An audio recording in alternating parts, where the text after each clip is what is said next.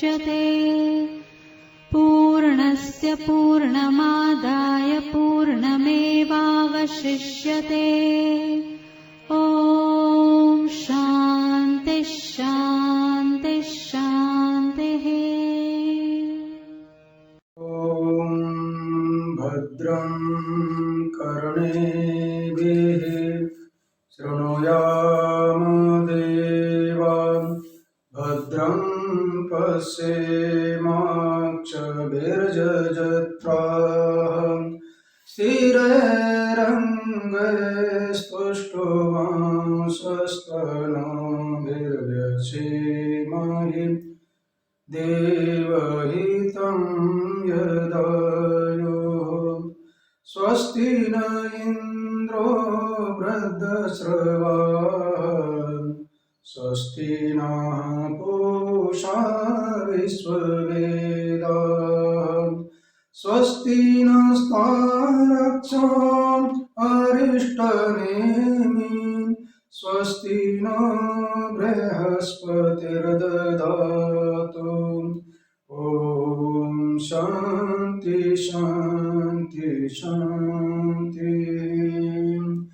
प्रज्ञानसुप्रधानैः स्थिरचरनिकरव्यापिभिर्व्याप्य लोकान् भुक्त्वा भोगान् स्थविष्टान् पुनरपि देष्णोद्भासितान् कामजन्यान् हित्वा सर्वान् विशेषान् स्वविधिमधुरभोगमायया भोजयन्नो माया संख्यातुरीयं परममृतमजं ब्रह्म यत्तं नतोऽस्मि। यो विश्वात्मा विधिज विषयान् प्रास्य भोगान् स्थविष्टान् पश्चात्तन्यान् स्वमतिविभवान् ज्योतिषा स्वेन सूक्ष्मान् सर्वानेतान् पुनरपि शनैः स्वात्मनि स्थापयित्वा हित्वा सर्वान् विशेषान् विगतगुणगणान् पात्वसो नास्तुरीयात्। हम लोग इस प्रेमपुरी आश्रम मुंबई में स्वाध्याय सत्र में उपस्थित है। विषय मांडुक्य उपनिषद है। आगम प्रकरण चल रहे हैं। 31वें पृष्ठ पर हम लोग जो प्रथम पाद है उस प्रथम पाद की चर्चा सुन रहे हैं। तीसरा मंत्र है जागृत स्थानो बहिष्प्रज्ञा सप्तांग एकोनविंशति मुखः स्थूल भोग वैश्वानरः प्रथम पादः। इस प्रथम पाद की चर्चा करते हुए पूर्व पक्ष ने शंका की 30वीं शंका की थी। कथम अयम आत्मा ब्रह्म इति प्रत्यग आत्मनो अस्य चतुष्पात्वे प्रकृते द्युलोकादीनां मृदांगत्वम् इति। कल हम लोग देख रहे थे शंका कैसा किया। अयम आत्मा ब्रह्म प्रत्यग आत्मनो अस्य चतुष्पात्वे प्रकृते। क्योंकि सब कुछ ओंकार बोल दिया, फिर बाद में वह जो ओंकार सब कुछ है वह ब्रह्म है बोल दिया। ब्रह्मविदम सर्वम। फिर ब्रह्म कहीं परोक्ष होगा, कोई दूर होगा, इस प्रकार का मन में संशय आता है। तो श्रुति माता ने बोला नहीं, अयम आत्मा ब्रह्म, जो परोक्ष नहीं, परोक्ष माने दूर। तद शब्द से और अदस शब्द का असो बनता है। असो तत् ये दूर होते हैं और इदम और एतत् ये नजदीक होते हैं। छाती को हाथ लगा के अयम आत्मा ब्रह्म, माने यह आत्मा ब्रह्म है, इसको बोलते हैं प्रत्यक्ष कहिए या अपरोक्ष कहिए, और दूर कहिए या परोक्ष कहिए। तो परोक्ष ब्रह्म है ऐसी शंका ना हो जाए तो श्रुति माता ने कहा नहीं, जो आत्मा है वो ब्रह्म है और आत्मा प्रत्यग है। जो प्रत्यग आत्मा है और वह 4 पाद वाला है, ऐसा श्रुति कहती है। अब शंका करने वाला बोलता है कि प्रत्येक आत्मा निरअवयव है, कोई भी उसमें अवयव नहीं है। सावयव वस्तु होती है, उसी को क्या होते हैं, अंग आदि होते हैं। सावयव जो अवयव के साथ होगा उसको बोलते हैं सावयव। शरीर सावयव है तो शरीर के एक अवयव को अंग बोला जाएगा, ठीक है। लेकिन आत्मा निरअवयव है, सावयव नहीं है, तब उस आत्मा को ये सब द्युलोक आदि सिर है, सूर्य उसके आंख है, वायु प्राण है, इस प्रकार अंगों की चर्चा आत्मा के संबंध में कैसी हो सकती है, क्योंकि आत्मा निरअवयव है। जो शरीर होगा उसका तो ठीक है कि अमुक अमुक अंग होने चाहिए, शरीर सांग हो, सांग माने परिपूर्ण हो, अपने अंगों से युक्त हो, तभी वह शोभायमान देता है। एक भी अंग उसका भंग हो तो शरीर विद्रूप दिखाई देता है। तो शरीर तो ठीक है, सांग होना चाहिए, माने उसके द्युलोक आदि अंग होना चाहिए, किंतु आत्मा निरअवयव है, प्रत्येक तत्व है, उसको आप कैसे अंगों के माध्यम से प्रतिपादन कर सकते हैं। उसके ये पृथ्वी पैर है, आकाश धड़ है, वायु प्राण है, इस प्रकार 5 महाभूतों को अंग के रूप में बताया। और दूसरा एक द्युलोक और एक सूर्य, 5 तो अंग के अग्नि भी मुख के रूप में बताया, वायु प्राण के रूप में है, आकाश धड़ के रूप में है, जल मूत्र इंद्रिय के रूप में है, पृथ्वी पैर के रूप में है। तो 5 भूत तो हो गए, लेकिन दूसरे 2 सप्तांग बोल दिया है। तो एक सूर्य को नेत्र बोल दिया, और द्युलोक जो स्वर्ग लोक है उसको अपना सिर बताया। तो ये तो कोई शरीर होगा तब ये अवयव ठीक होते हैं, अंग ठीक होते हैं। तो निर्गुण निराकार ऐसा जो निरावयव आत्मा, उसके ये अंग कैसे होंगे, ये प्रश्न था। और उत्तर दिया न एष दोषः, इसमें किसी प्रकार का दोष नहीं है। क्यों दोष नहीं है? बाबा वाक्यम प्रमाणम, क्या हमने बोल दिया दोष नहीं है, इतनी मात्र से हो गया क्या? नहीं, क्योंकि युक्ति के द्वारा, प्रमाणों के द्वारा, लक्षणों के द्वारा सिद्ध करना पड़ता है। नहीं प्रतिज्ञा मात्रेण वस्तु सिद्धि, किंतु लक्षण प्रमाणाभ्याम वस्तु सिद्धि। लक्षण हो और प्रमाण हो। प्रमाण का अर्थ होता है शास्त्र प्रमाण सबसे बलवान है, और लक्षण का अर्थ होता है जिसको आप सिद्ध कर रहे हैं वो लक्ष्य होगा, वह साध्य होगा, और उसको लक्षण के द्वारा सिद्ध करना है तो वह लक्षण उसका असाधारण धर्म होना चाहिए।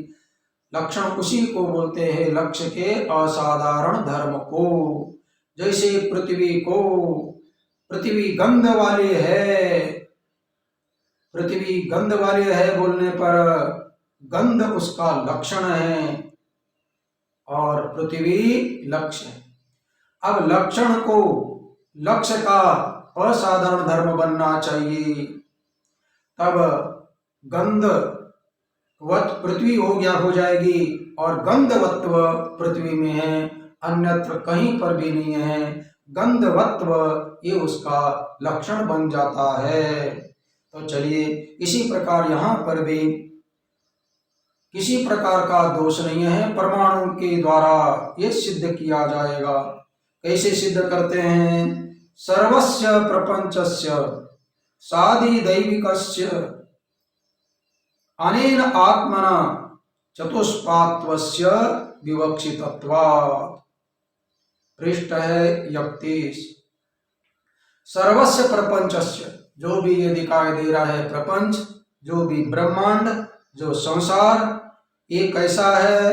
बोलते हैं अनेन आत्मना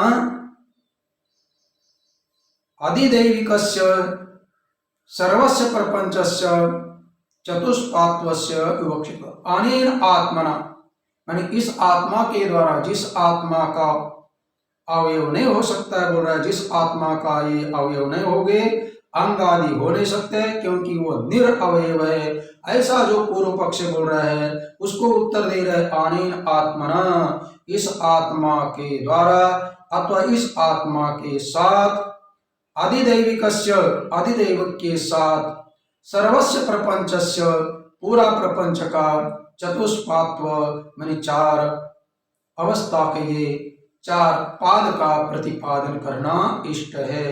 हिंदी में दिया यह कोई दोष नहीं है, क्योंकि इस आत्मा के द्वारा ही अधिदैव सहित संपूर्ण प्रपंच के चतुष्पात्व का प्रतिपादन करना इष्ट है।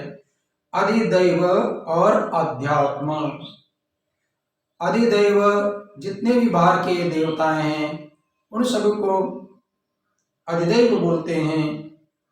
और अधिदैव सबसे बड़ा कौन है? अधिदैविक शक्ति वो परमात्मा, वो ब्रह्म है, चेतन सर्वस्व बाहर का विराट, उस विराट के साथ भीतर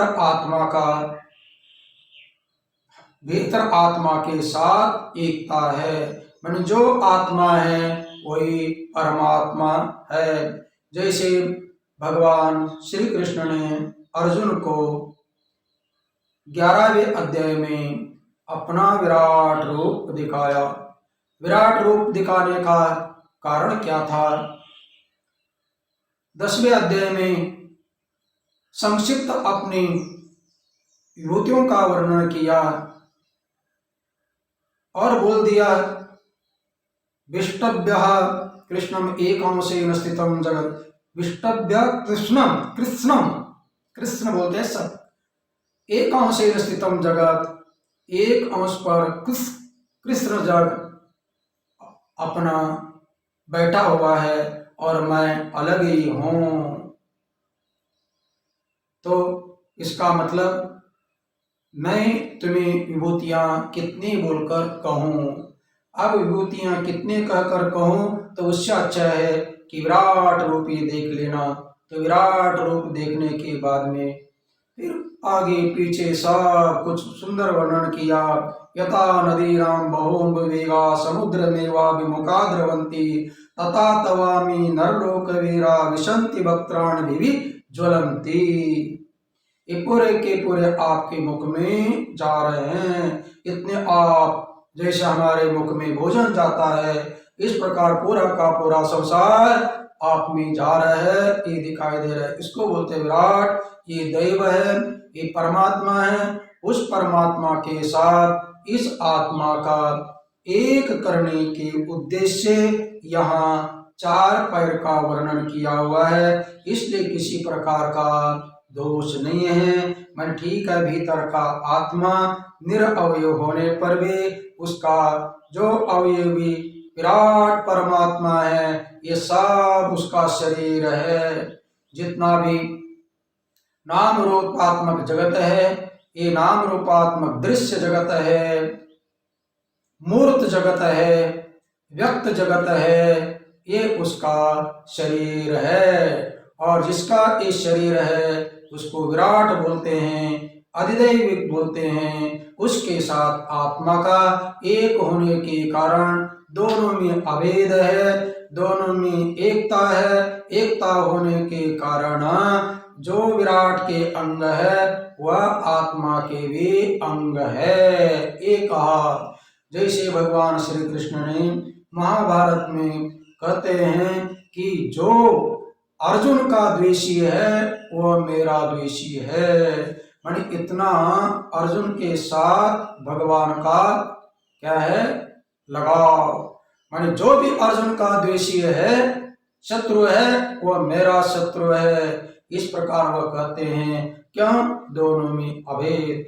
इसी प्रकार यहाँ पर जो आत्मा है वो विराट परमात्मा दोनों एक है। दोनों एक होने के कारण जो विराट के स्वर्गलोक आदि सिर है, सूर्य नेत्र है, वायु प्राण है, आकाश धड़ है, ये सब कुछ उसके है, तो ये आत्मा के भी है। ये कहना। एवं च सती सर्व प्रपंच उपशमे अद्वैत सिद्धि। इस प्रकार होने पर ही प्रपंच का क्या हो जाएगा, उपशम होगा। माने दोनों का ऐक्य होने पर, दोनों का अध्यात्म और अधिदैव दोनों का ऐक्य होने पर प्रपंच का, सारे प्रपंच का निषेध करने पर किसकी सिद्धि होगी, अद्वैत की सिद्धि हो सकेगी। एवं च सती माने इस प्रकार होने पर, इस प्रकार माने जो आदि विश्व, भीतर विश्व है और बाहर विराट है, उसी को वैश्वानर बोल दिया। दोनों की एकता हो जाने के बाद में जो विश्व का प्रपंच अपना है और विराट का जो प्रपंच है, ये दोनों प्रपंच समाप्त होने पर एक अद्वैत की सिद्धि होगी। वह भीतर का आत्मा और बाहर का ब्रह्म चैतन्य, दोनों चैतन्य चैतन्य एक है। लक्ष्य का एक होता है, विशेषण को छोड़ देते हैं। भीतर प्रत्येक तत्व को कोई जीव बोल सकते हैं तो जीव आत्मा बोलते हैं, बाहर के लिए ईश्वर चैतन्य बोलते हैं, ईश्वर बोलते हैं। तो बाहर का ईश्वर भाव छोड़ देना, शुद्ध चेतन लेना, इधर जीव भाव छोड़ना, केवल आत्मा जो चेतन तत्व लेना, इन दोनों का ऐक्य, इसको बोलते हैं अद्वैत। अद्वैत की सिद्धि होगी और अद्वैत की सिद्धि एकमात्र अध्यात्म शास्त्र का लक्ष्य है। अध्यात्म शास्त्र माने अद्वैत वेदांत। अद्वैत वेदांत का लक्ष्य एकमात्र है कि एको ब्रह्म द्वितीयो नास्ति, सर्वं खलु इदं ब्रह्म नहि नानास्ति किंचन। एक जीववाद का यहाँ पर प्रतिपादन करना है और एक जीव बोलने के बाद में उसके लिए परोक्ष कुछ भी नहीं है, सब कुछ अपरोक्ष ही हो जाता है। माने एकता सिद्ध। अब इसमें कोई प्रमाण है क्या? इसमें प्रमाण मनुस्मृति का, ईशावास उपनिषद का देते हैं। माने क्या देते हैं? इस सभी प्रकार का द्वैत जो दिखाई दे रहे हैं उसकी निवृत्ति होने पर सर्व प्रपंच माने सब प्रकार का नाम रूपात्मक जो द्वैत जगत है उसको बोलते हैं सर्व प्रपंच। उपशमय का अर्थ है उसकी निवृत्ति। अभी उसकी निवृत्ति कहिए या उसका बाद कहिए। जो नाम रूपात्मक जगत दिखाई दे रहा है इसकी निवृत्ति या इसका बाद, दो शब्द का प्रयोग करते हैं। प्रपंच की निवृत्ति होती है, प्रपंच का उपशम होता है। अब उपशम का अर्थ है निवृत्ति और निवृत्ति का अर्थ होता है बाद, और बाद का अर्थ होता है मिथ्यात्वपन। जैसे रस्सी के ऊपर 4-5 अनेक प्रकार के आरोप हो जाते हैं और एक अधिष्ठान का ज्ञान होने पर ऊपर के जितने भी आरोपित थे, अध्यस्त थे, वे सब कुछ गायब हो जाते हैं। जब तक रस्सी का ज्ञान नहीं है तब तक रस्सी के ऊपर दिखाई देने वाले विवर्त के रूप में विवर्त अधिष्ठान सत्ता से अतिरिक्त सत्ता तत्वम, अधिष्ठान की सत्ता व्यवहारिक है रस्सी की, और ऊपर मंद अंधकार के कारण कल्पित पदार्थों दिखाई दे रहे हैं, अर्थात प्रातिभाषिक पदार्थ दिखाई दे रहे हैं। तो कब तक वे भासते रहेंगे?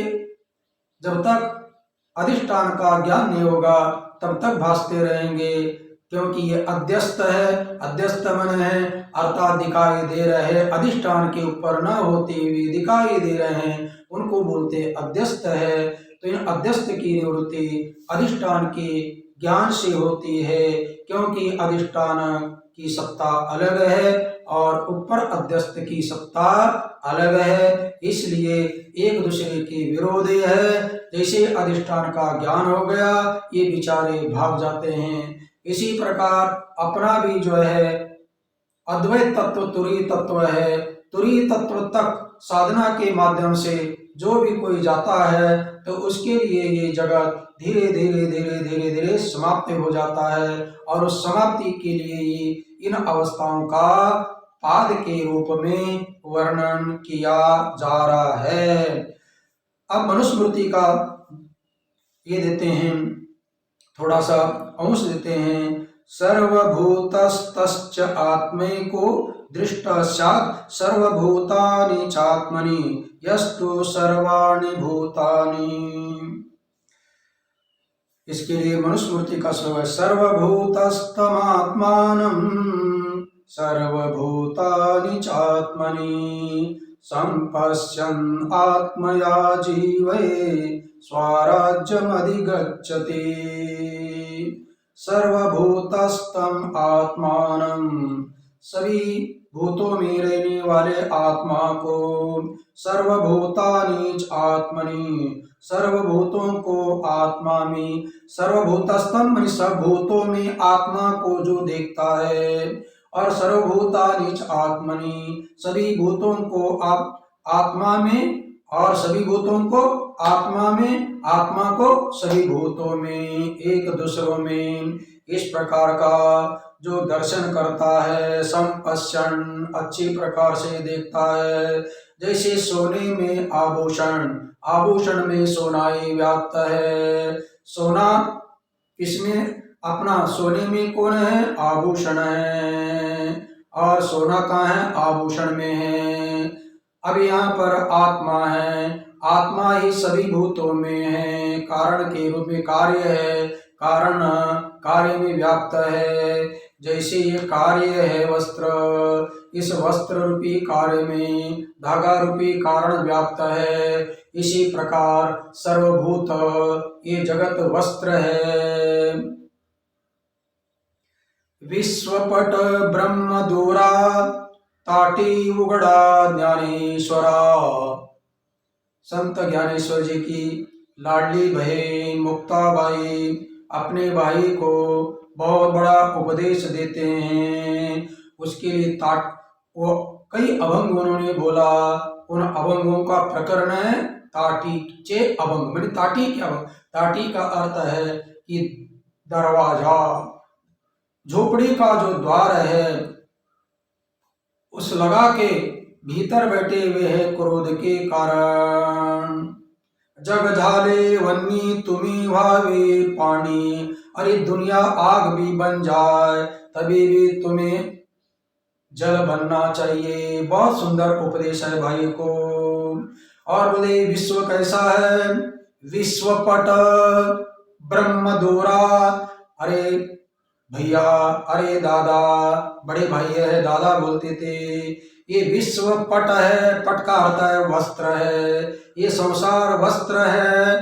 ब्रह्म दोरा, ये सब ब्रह्म ही उसमें व्याप्त है, इसलिए ताटे वड़ा ज्ञानेश्वर सब अभेद है। इसका मतलब है कि द्वैत नाम की वस्तु नहीं है। तब आपके लिए किसके ऊपर गुस्सा? आप किससे गुस्सा करोगे? आपसे भिन्न कोई है ही नहीं है, तब गुस्सा कहाँ से, द्वेष कहाँ से, वैर कहाँ से होगा? जैसे तुलसीदास बाबा जी बोलते हैं ना, निज प्रभु मैं देखई जगत के संग करे विरोध। जब अपना ही प्रभु रूपी जगत है तो किसके साथ हम विरोध करेंगे? विरोध करने के लिए जगह तो होनी चाहिए, अपने से कुछ भिन्न तो दिखाई देना चाहिए। तो कहने का तात्पर्य इसी को यहाँ पर मनुस्मृति में श्लोक बोलते हैं, इस प्रकार संपश्यन् त्याजी, इस प्रकार देखने वाला जो है स्वराज्यम अधिगच्छति, स्वराज्य का अर्थ है अपनी महिमा में, अपने तुरीय अवस्था में स्थित होता है, अर्थात अद्वैत भाव को प्राप्त होता है। कौन? सभी भूतों को आत्मा में, आत्मा को सभी भूतों में। आत्मा कारण है, भूत कार्य है, तो सभी कार्य में कारण आत्मा व्याप्त है। जैसे कपड़ा रूपी कार्य में धागा व्याप्त है, मिट्टी जो कारण है, घड़ा ऊपर कार्य है, कार्य रूपी घड़े में मिट्टी रूपी कारण व्याप्त है, और घड़ा कार्य में ही अध्यस्त है, मिट्टी में अध्यस्त है, मिट्टी के अलावा घड़ा कोई है ही नहीं है। इस प्रकार दोनों में एकता जो देखता है वही अद्वैत भाव को प्राप्त होता है। इसका मतलब आत्मा और परमात्मा का ऐक्य, अध्यात्म और अधिदैव, भीतर और बाहर दोनों का ऐक्य सिद्ध करना है। अन्यथा दोनों अलग हो जाएंगे तो द्वैत आ जाएगा। बाहर का अधिदैव परमात्मा अलग, भीतर का आत्मा अलग। उसके लिए बाद में भाष्य में बताएंगे भी ऐसा हो तो क्या होगा। लेकिन अद्वैत की सिद्धि के लिए सब प्रकार का जो प्रपंच है इसका बाध होना अनिवार्य है। सर्वभूतश्च आत्मा एको दृष्टा स्यात् सर्वभूतानि च आत्मनि, अर्थात सभी भूतों को एक आत्मा को देखे और एक ही आत्मा में सब भूतों को देखे। एक सोने में सब आभूषण को देखे और सब आभूषण में एक सोने को देखे, क्योंकि सोना कारण है, आभूषण उसके ऊपर अध्यस्त है, अध्यस्त कार्य हो गया। सभी आभूषणों में सोना ही है। किसी को बोल दिया भैया सोना कितना कैसा तोला है, होगा 50-60 हजार रुपए तोला सोना। बोले कि हमें सोना नहीं चाहिए, आभूषण दीजिएगा। क्यों? बोले कि सोने की कीमत है ना, आभूषण की तो इतनी कीमत नहीं है। ऐसा यदि कोई जाकर उस दुकान में, आभूषण की दुकान में बोला जाए भाई सोने की कीमत है, आभूषण की क्या कीमत है, ये तो थोड़ा पैसा ले लेना, उसको दे देना। देगा क्या? नहीं है। क्यों? अरे भाई सोने का बना हुआ जो आभूषण है उसमें सोने के अलावा दूसरा कुछ भी नहीं है। इसी प्रकार और भी ईशावास उपनिषद की श्रुति बोलते हैं, यस्तु सर्वाणि भूतानि आत्मैव अनुपश्यति। बहुत सुंदर अपना बोलते हैं, यस्तु सर्वाणि भूतानि आत्मन्येव अनुपश्यति सर्वभूतेषु चात्मानं ततो न विजुगुप्सते। ईशावास का 6वां मंत्र है। जो कोई सर्वाणि भूतानि आत्मनि एव अनुपश्यति, सभी भूतों को आत्मा में, आत्मा का अर्थ है कारण, भूत का अर्थ है कार्य। जैसे भूत मने सभी वस्त्र हो गए, आत्मा मने सब धागे धागा हो गए। इसका मतलब सभी वस्त्र धागे में ही बैठे हुए हैं और सभी वस्त्रों में धागा ही बैठा हुआ है। इसलिए सभी भूतों को आत्मा में देखे, माने सभी वस्त्रों को धागे में देखता है, और सभी कपड़ों में धागे को, सभी वस्त्रों को धागे में और सभी वस्तुओं में धागे को देखता है। सभी सर्वभूतेषु आत्मानं, सभी भूतों में आत्मा को और सभी भूतों को आत्मा में। इस प्रकार जो देखता है ततो न विजुगुप्सते, वह किसी से राग द्वेष करता नहीं है, किसी की निंदा आदि करता नहीं है। क्यों नहीं करता है? सब में स्वयं को देखता है, सबको स्वयं में देखता है। दोनों की एकता हो गई। अब एकता होने के कारण अपना अस्तित्व, उसका अस्तित्व एक ही हो गया। तो एक हो गया तो उसके प्रति कैसा वैरभाव होगा? हिंसा नहीं होगी। हिंसा होने के लिए द्वैत होना चाहिए। किसी से नफरत करने के लिए अपने से भिन्न वस्तु चाहिए, तब नफरत करते हैं, निंदा करते हैं। तो इसका मतलब वाणी के द्वारा, मन के द्वारा भी उसको जो निंदा करते हैं, तभी भी हिंसा होगी। काया वाचा मन से हिंसा होती है। तो अब उसमें और अपने में अभेद देखने के बाद में मेरा ही सत उसमें है, उसका सत मैं हूँ, इस प्रकार का ज्ञान होने पर किसी के साथ हिंसा भाव नहीं आएगा, अहिंसा में स्थित हो जाएगा। और योग सूत्र में आया, अहिंसा प्रतिष्ठायाम तत्सन्निधौ सर्ववैर त्यागः। अहिंसा प्रतिष्ठायाम, जिसके जीवन में अहिंसा की प्रतिष्ठा होती है, उसके समीप में जितने भी पशु पक्षी आदि होते हैं, उनमें किसी प्रकार का हिंसा भाव रहता नहीं है। वे भी जो है हिंसा छोड़कर खेलते रहते हैं। इस दृश्य को देखना हो तो प्रमाण के रूप में कण्व ऋषि का आश्रम है, दुष्यंत ने देखा था। चलिए, कहने का तात्पर्य यह है अभी जब अस्थि भाति प्रिय तीन तो आत्मा का रूप है, तो अस्तित्व एक हो गया।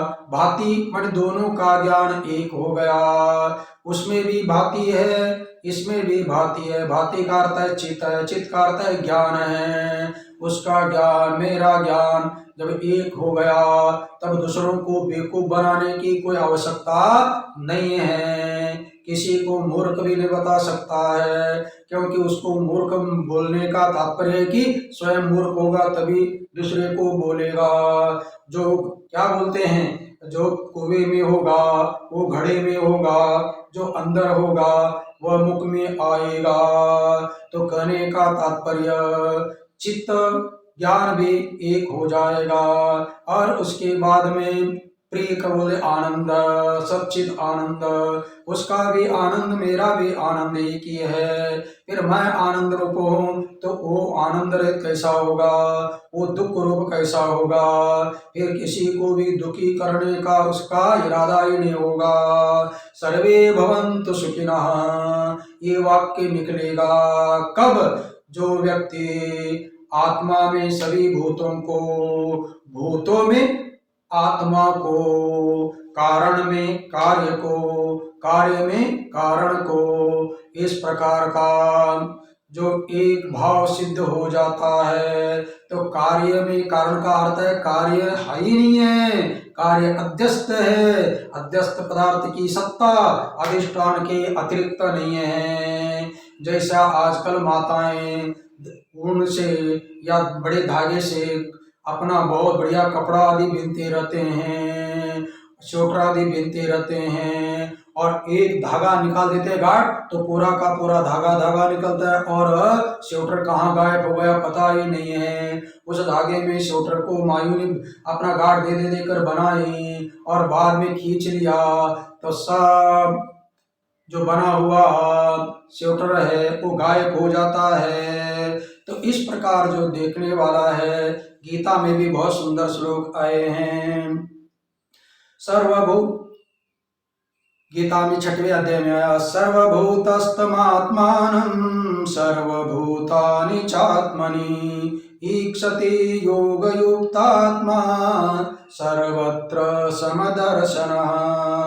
6वें अध्याय का 29वां श्लोक है गीता का। सर्वभूतस्थम आत्मानं, सभी भूतों में अपना आत्मा को, और भूतानि आत्मनि, सभी भूतों को आत्मा में, अर्थात सभी भूतों में आत्मा को और भूतों को आत्मा में ईक्षते योग युक्तात्मा। कौन देखता है? जो योग से युक्त होता है, जो समदर्शी होता है, उसको ये सर्वत्र एक ही दिखाई देता है। और 30वां श्लोक भगवान श्री कृष्ण अर्जुन को बोलते हैं, यो मां पश्यति सर्वत्र सर्वं च मयि पश्यति तस्यहं न प्रणश्यामि सच में न प्रणश्यति। यो मां पश्यति सर्वत्र, जो मुझे सर्वत्र देखता है। यो मां पश्यति सर्वत्र सर्वं च मयि पश्यति, सब में मुझे देखता है, मुझ में सबको देखता है, सब में मुझको देखता है। ऐसा देखने से होगा क्या? तस्य हम न प्रणश्यामि, सच में न प्रणश्यति, उसके लिए मैं नष्ट नहीं होता हूँ और मेरे लिए वो नष्ट नहीं होता है। न प्रणश्यति न नश्यति, नश अदर्शनी धातु है, नाश का अर्थ है अदर्शन, और न नश्यति माने अदर्शन नहीं होता, सर्वत्र दर्शन होता है। बोलते हैं ना वस्तु नष्ट हो गई, अरे भाई वस्तु नष्ट हो गई इसका अर्थ है केवल आंखों से ओझल हो गई। संसार में कोई भी वस्तु पूर्ण रूप से नष्ट नहीं होती है, केवल नाम रूप परिवर्तित होता रहता है। हम बोलते हैं कि वो कपड़ा फाड़ दिया, अरे कपड़ा क्या फाड़ोगे, कपड़ा जला दिया, कपड़ा क्या जला दोगे, नाम रूप बदल गया, वो राख के रूप में रहा, कण के रूप में रहा। ऐसा पूरा का पूरा संसार कभी भी नष्ट नहीं होता है, केवल जो नाम रूप से दिखाई दे रहा था वह नहीं दिखाई देता हुआ अन्यत्र हो जाता है। इसी प्रकार जो भक्त सभी भूतों को मुझ में और मुझको सब भूतों में देखता है, वह भक्त वो ज्ञानी मेरे लिए कभी अदर्शन नहीं होता है और मैं उसके लिए कभी अदृश्य नहीं होता हूँ। अदृश्य नहीं होना इसका मतलब है दोनों का हमेशा दर्शन होना। सिया राम मैं सब जग जानी, करो प्रणाम जोर जुग पाए। इसका अर्थ है कि एकमात्र परमात्मा का ही दर्शन हो रहा है और अद्वैत का अदर्शन हो रहा है। अद्वैत का बाद माने द्वैत का, द्वैत माने संसार नाम रूप जो द्वैत है उसका बाद हो गया और आत्मा सिया राम के रूप में एक दिखाई देने लगा।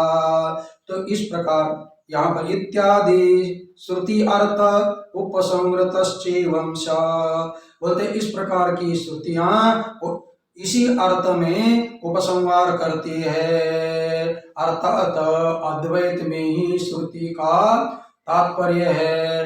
अद्वैत के अलावा श्रुति का कोई भी लक्ष्य नहीं है। यदि अद्वैत को सिद्ध न करते हुए द्वैत का यदि सिद्ध हो उसके लिए बोलते हैं अन्यथा ही स्वधेय परिच्छिन्न एव प्रत्यग आत्मा सांख्यादिभिरिव दृष्टस्य। अन्यथा नहीं तो क्या होता, इसका मतलब सभी को आत्मा में, आत्मा को सब में और दोनों एक, इस प्रकार अभेद अद्वैत यदि ना होता, श्रुति का अर्थ सिद्ध ना होता तो क्या आपत्ति आती, अन्यथा ऐसा नहीं होता, इसका मतलब द्वैत ही रहता तब क्या आपत्ति होती। स्वदेह परिचिन्ने एव प्रत्येक आत्मा सांख्यादि ही इव दृष्टस्यात्। सांख्यादि भी योग, सांख्यादि का सांख्य है, योग है, अनेक दर्शनकार है, इन सभी का जो मत है उनका मत और हमारा मत केवल अद्वैत का मत एक हो जाएगा। अद्वैत का सिद्धांत अलग है, सांख्यादि का सिद्धांत अलग है, क्योंकि वे द्वैतवादी है, परिच्छिन्न आत्मा को मानते हैं। जितनी शरीर है उतने आत्मा है, इसलिए एक आत्मा समाप्त हो जाने के, अपना मुक्त हो जाने के बाद में सभी आत्मा की मुक्ति नहीं होती है। इसलिए प्रत्येक शरीर में परिच्छिन्न आत्मा है, अलग अलग परिच्छिन्न आत्मा को मानते हैं। प्रति नियत प्रति शरीर नियतम आत्मा, माने प्रत्येक शरीर में अलग अलग मानते हैं। इसलिए सांख्य हो, योग हो, उनका जो सिद्धांत है उस सिद्धांत में और अद्वैत सिद्धांत में कोई भी भेद नहीं रहेगा। इसलिए अद्वैत सिद्ध करने के लिए गए और द्वैती सिद्ध हो गया तो फिर क्या होगा? बोलते सांख्य दृष्टि तथा च सति अद्वैतम इति श्रुतिकृतो विशेषो न स्यात् सांख्य दर्शनेन अविशेषात्। इस प्रकार यदि सांख्यादि का मत अद्वैत का मत दोनों का यदि एक हो जाएगा, ऐसा होने पर तथा सती ऐसा अद्वैतम इति श्रुतिकृतो, अद्वैत श्रुति के द्वारा अद्वैत का जो प्रतिपादन किया, सर्वभूतस्थमात्मानं सर्वभूतानि चात्मनि संपश्य आत्मया जीवै स्वराज्यम अधिगच्छति। चाहे मनुस्मृति का हो, चाहे ईशावास उपनिषद का हो, चाहे गीता के श्लोक हो, अनेक श्लोकों के द्वारा, श्रुतियों के द्वारा श्रुति जो है अद्वैत का ही प्रतिपादन करती है। फिर वो जो है उसका सिद्ध न होता। क्यों नहीं सिद्ध होता? श्रुति की तो विशेष होने न साथ श्रुति के द्वारा प्रतिपादन किया हुआ वो विशेषता नहीं आ जाती। क्यों कि सांख्य दर्शन के साथ अविशेषा, सांख्य दर्शन का और इनका कोई भी भेद नहीं आया, अभेद हो गया। माने द्वैत के साथ अद्वैत का ऐक्य हो गया। ऐक्य हो जाने के कारण अद्वैत से भिन्न नहीं होने पर श्रुति ने जो प्रतिपादन किया था वह भाव तो सिद्ध हुआ ही नहीं है। इसका मतलब श्रुति को ईशते च सर्व उपनिषदां सर्व आत्मैक्य प्रतिपादकत्वम, ईशते इष्ट है सभी उपनिषदों को। क्या इष्ट है? सर्व आत्मैक्य प्रतिपादकत्वम, सभी उपनिषदों का आत्मा और परमात्मा का ये सब में ऐक्य है। मैं जितना भी चैतन्य है इन चैतन्य की एकता है और चैतन्य में जो अध्यस्त है उसकी एकता क्या करनी है, उसका विचार करने लगते हैं तो उसका बाध हो जाता है। बाध होता है यानी अध्यस्त पदार्थ अधिष्ठान में ही गायब हो जाता है, ऐक्य हो जाता है। इस प्रकार श्रुति का प्रतिपादन करना इष्ट है, द्वैत का प्रतिपादन करना बिल्कुल इष्ट नहीं है। हमारे संत महापुरुष लोग या जो है वाराणसी में पढ़ाने वाले गुरु लोग अपना दृष्टांत देते हैं। काशी में शास्त्रार्थ आज भी चलता रहता है। जो भी महाविद्यालय है उनके बच्चों में शास्त्रार्थ होता है, कभी कभी गुरु लोगों में शास्त्रार्थ होता है। हर सारी शास्त्रार्थ की प्रक्रिया अपना क्या बोलते हैं एक नियम है, प्रक्रिया चलती आ रही है, उपक्रम है। तो एक बार दक्षिण का कोई विद्वान आकर काशी में जितने भी अद्वैत पंडित थे शंकर सिद्धांत के, उनको अद्वैत का ही खंडन किया, द्वैत का ही मंडन किया। बहुत परिश्रम करने पर भी वो द्वैत ही सिद्ध करता था, अद्वैत का खंडन करता था। तो सभी पंडित लोगों ने, एक दंडी महात्मा बड़े विद्वान थे, मेरे ख्याल से उस समय मधुसूदन सरस्वती होंगे, तो बोलते हैं कि महाराज आप हमारी लाज बचाइए क्योंकि अद्वैत का खंडन कर रहा है एक व्यक्ति। बोले ठीक है मैं आता हूँ। जो सन्यासी दंडी महात्मा है, एक अपने झाड़ू लगाने वाले को भी साथ में लिया, उसको भी कपड़ा अच्छा पहनाया, अपना साथी बना करके और अपना लेके गए और चर्चा चलने लगी। अब उन्होंने कहा कि भाई तुम द्वैत का ही मंडन करते हो और अद्वैत का खंडन करते हो, तो अभी हमारे अद्वैत मत का मंडन करने के लिए और तुम्हारे द्वैत का खंडन करने के लिए हमारे स्वामी जी आए हुए हैं। वो स्वामी जी को ऊपर स्टेज के ऊपर बैठाने के लिए लेने चलने लगे। तो महात्मा दंडी महात्मा ने अपना साथी जो था उसको पैर पड़ने, अरे भाई तेरे मैं पैर पड़ता हूँ तो ही इनका उपदेश दीजिएगा, उसके पीछे लगे पैर पड़ने के लिए। और वो दौड़ने लगा, महाराज गुरुदेव ये क्या करते हो, आप तो विद्वान पंडित सन्यासी और मैं कहाँ झाड़ू लगाने वाला, और इतना भी आपको समझ में नहीं आता है, मेरे कैसे पैर पड़ते हो। और वो दौड़ने लगा है और पीछे महात्मा दौड़ने लगे। ये नाटक थोड़ा देर चलना लगा और फिर महात्मा आकर उस जो द्वैत का प्रतिपादन करने वाला द्वैती उसको बोल दिया, अरे दोनों में हमारा जो चल रहा था उसका तुम्हें कितना समझ में आया। अरे महाराज यही समझ में आया कि आप संत है और जो अपना एक सामान्य व्यक्ति है, तो दोनों में भेद तो होना अनिवार्य है, इसलिए आप के द्वारा उसके चरण वो छूना योग्य नहीं है। बोल रहे हैं ठीक तो है ना द्वैत। बोले कि अरे भैया ये कुछ भी पढ़ा नहीं है, रात दिन भर झाड़ू लगा रहा है, ये भी जानता है कि द्वैत सत्य है, मैं अपना सेवक हूँ, ये महाराज गुरुदेव है, गुरुदेव में और मेरे में बहुत बड़ा अंतर है। ये द्वैत जो है एक बिना पढ़ा लिखा भी जानता है कि द्वैत सत्य है, तब तुम इतना अध्ययन कर दिया, ये अध्ययन का फल यदि इसके तरह ही सत्य ये द्वैत को सत्य मानते हो, तो उस झाड़ू लगाने वाले व्यक्ति में और तुम्हें इतने बड़े महान पंडित में क्या अंतर है बताओ। तब उस द्वैतवादी ने बोल दिया, ठीक है महाराज, इतना दिन पढ़ने के बाद में यदि द्वैत नहीं जाता है तो पढ़कर कोई फायदा नहीं है, आज मैं समझ गया अद्वैत ही सत्य है। तो कहने का तात्पर्य ईश्वते च सर्वोपनिषदां सर्वात्मैक्य प्रतिपादकत्वम् अतो युक्तम एव अस्य आध्यात्मिकस्य पिंडात्मनो द्युलोकादि अंगत्वेन विराट आत्मना अधिदैविकेन एकत्वम्। अतः आध्यात्मिक और आध्यात्मिक जो पिंड है इसका और द्युलोकादि के साथ जो विराट है उनके साथ एक होने पर जैसे विराट का अंग है, इसी प्रकार अध्यात्म का भी अंग है, ये सिद्ध हो जाता है समय में। ओम पूर्णमद पूर्णमिदं पूर्णात् पूर्णमुदच्यते पूर्णस्य पूर्णमादाय पूर्णमेवावशिष्यते। ओम शांति शांति शांति। सच्चिदानंद भगवान की जय। स्वामी प्रेमपुरी जी महाराज की जय। ओम नमः पार्वती पते हर हर महादेव। ॐ शान्ति शान्ति।